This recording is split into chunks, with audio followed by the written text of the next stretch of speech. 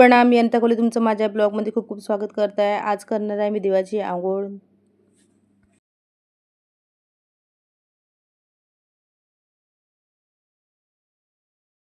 देवाची अंघोळ वगैरे करून झालेली आहे आणि देवाचे वस्त्र पण मी बदललेले आहे. आणि आता उतरंडी वगैरे साफ म्हणजे पुसपास करून मी ठेवणार आहे व्यवस्थित.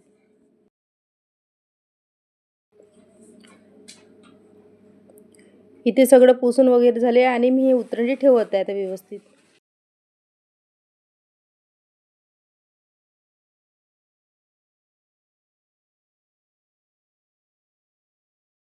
उतरंडी वगैरे पुसपास करून वगैरे झाल्या आणि अष्टगंध वगैरे भिजवत आहे आणि हे अष्टगंध मी उतरंडीला लावत आहे.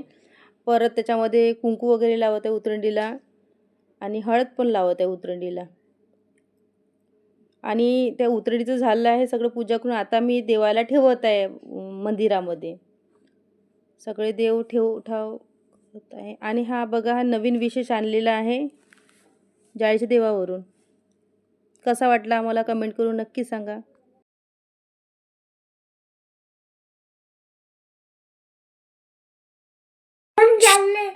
सगळे देव ठेवून वगैरे झाले आणि आता थोडं तेल पण लावत आहे मी देवांना. जो नवीन विशेष आणला होता त्याला पण तेल लावत आहे व्यवस्थित, कारण तो लवकर कोरडा होतो ना म्हणून.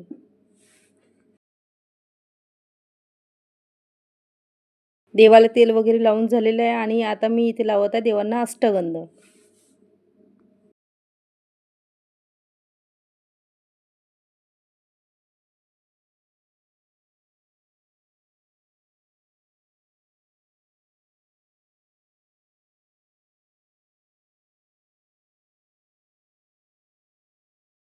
अक्षित वगैरे झाली आहे आता देवाला वाहून. आता इथे दिवे वगैरे ठेवत आहे आणि फुलं राहिले होते देवांना वाहायचे. आता मी फुले पण वाहून घेणार आहे. श्रीयंत्राला पण वाहून घेतले आणि लड्डू गोपालला पण. हे सगळे देवांना मी आता फुलं वाहून घेणार आहे व्यवस्थित.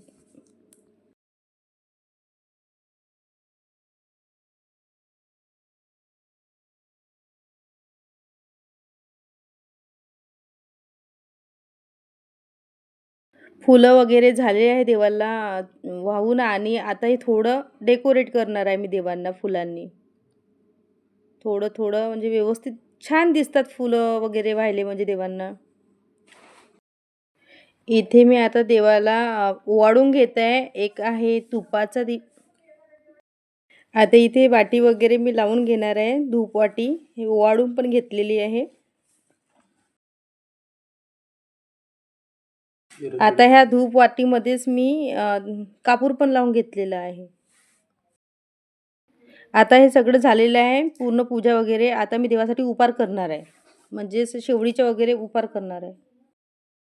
प्रणाम. मी अनिता कोहली तुमचं माझ्या ब्लॉगमध्ये खूप खूप स्वागत करत आहे. आता देवाची उटी वगैरे झाली आहे. आता करणार आहे मी देवासाठी शेवळ्या.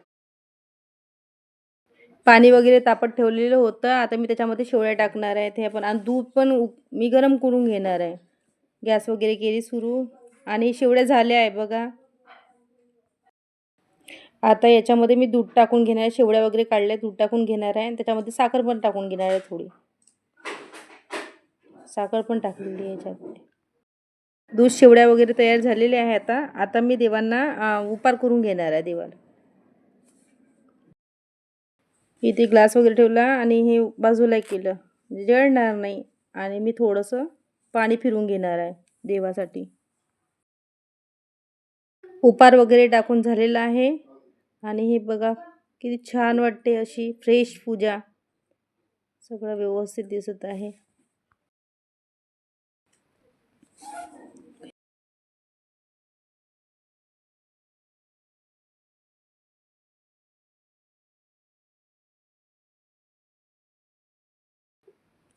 सगळं झालेलं आहे. आता थोडं साफसूफ करायचं राहिलं होतं, म्हणजे अष्टगंध वगैरे होता तिथे ठेवायचं होतं.